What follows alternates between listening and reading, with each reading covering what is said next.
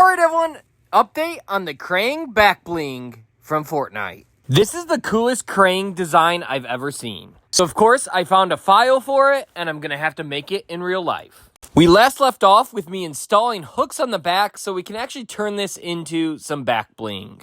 Allow me to mount it on a backpack or my back in some way.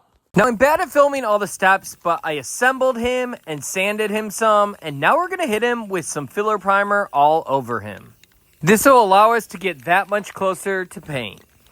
Now he's currently pretty good, but I'm going to actually change out his little tentacles here. I printed them in some flexible filament, as you can see, because my ultimate goal is to have him actually hold this ooze canister, and as you can see, they kind of need to sit on top. So I'm going to try to clip them off, but I don't know if this is going to work. And it definitely didn't work. They're way too solid, so I'm going to take a soldering iron and just melt them right off. Now that I have those removed, it'll be easier to attach the new flexible ones.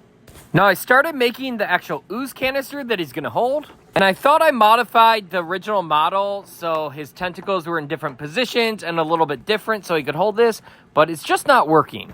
So what I need to do is actually raise this right tentacle here so he can hold it and have it a little bit more straight across. Now to do that, I'm gonna have to actually melt his whole tentacle off, which came with a few problems. Once I got most of it, I tried prying it off and I broke another part right here. But sometimes these things are happy mistakes, because originally I actually wanted to make the eyes on this thing glow. But I didn't want to have to open him back up. So now that he's opened up again, I can actually do that plan again. So first I'm gonna drill some holes in the eyes. And then I'm going to put some bigger holes in the eyes. And now our LEDs can actually be strung up and put right there in those eye holes.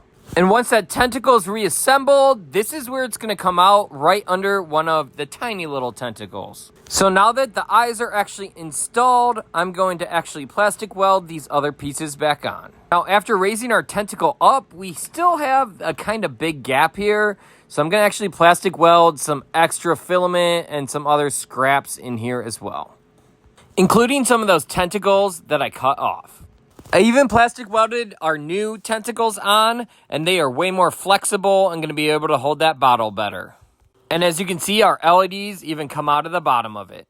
Now I taped off the eyes because I'm going to hit it with some more filler primer and some more sanding. So let's hit it with some filler primer and fill in all those spots that I sanded. After this, I'm going to have a little bit more sanding and we're ready for paint. So check in for our next video with an update as we paint this thing. This thing's going to be amazing.